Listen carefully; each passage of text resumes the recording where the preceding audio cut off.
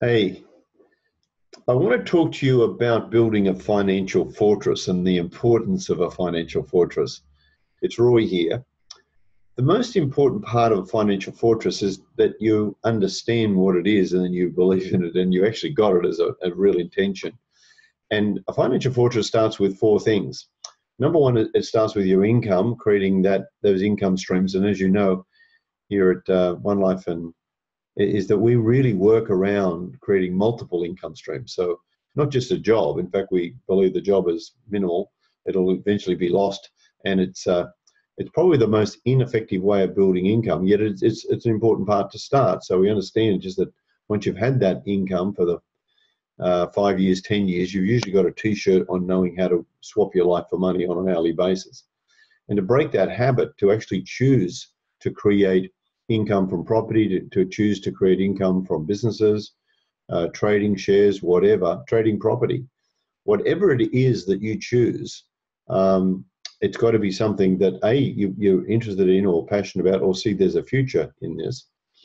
And it slowly replaces your job. So the first thing is your income to build your financial fortress and to choose two income streams to begin with in that first year.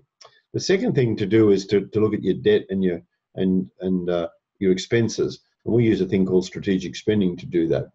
So that's a very important thing to get, if you like, your expenses, your debt under control. It doesn't seem to matter how much money someone earns. What matters is how much they spend.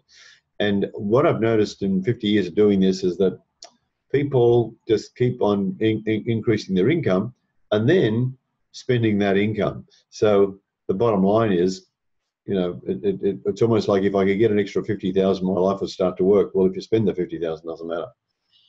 And the third area, of course, is producing other assets that produce income. And the kind of language we do around here, assets are things like property, development site, trading properties, assets that create income are very, very important aspects for really making life work. Um, you know, I have a number of businesses, 69 entities actually, so they're assets and they create income. I have a farm, that's an asset, that creates income with cattle breeding. We have a training program and that's an asset, that creates income. So these are just examples of assets that create income. And then we move down to building our financial fortress. Now, financial fortress really is a goal, if you like. It's an intention. And the intention is to have $1 million to 2 million in residential property that you own. And that particular amount of money is just a guideline because it depends where you live. If you're in, I don't know, Broken Hill, that would be a substantial property. If you're in Sydney, it's a kind of average property. So it just depends where you live and what part you live in. But that's as a guide. In other words, to own your house and perhaps some other properties. Secondly, to create a $1 million to 2 million in commercial property. And commercial property are offices, shops, industrial buildings, factories, whatever. We deal a lot in commercial offices, sort of a more safer investment that I see. And it's a more manageable income stream. And you can get a net 7, 8, 9, 10% return on those sort of properties. So it's almost not a passive income, but it's certainly an income stream that's, in my view, safer than residential. Not that there's any guarantees on anything, but certainly safer than residential.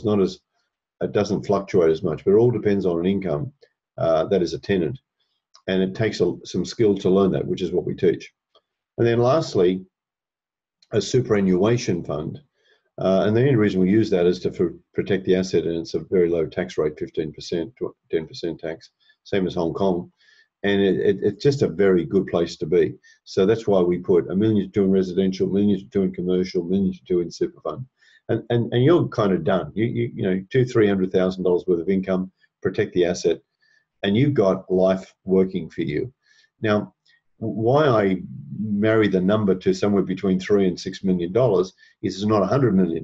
People have no idea what financial independence is. So it's just there as a guideline. Now, Could you operate with a little less? Yeah. Could you operate with a bit more? Yes. These are just guidelines. And to me, it's worth going forward. One of the richest countries in the world to actually have this work. So that's what building a financial fortress is. And the bottom line to financial fortress is a protective asset. Now, there's a whole process there. And if you're keen to know more about that, just click the sheet there and we'll get one of our coaches. No, we'll probably end up having a meeting with you or talk to you about that. And, you know, this is going to our existing clients as well as new clients, people that, and some of you have mums and dads and people in situations where this is important to actually have that review. So to me, it's like very important. It's interesting how busy people get, haven't got time to build their wealth, haven't got time to design their life. They're all working too hard. So I'll leave you with this thought, and thank you so much, and take care. And my intention would be that you build your abundance and build your financial fortress. Until next time, namaste to you.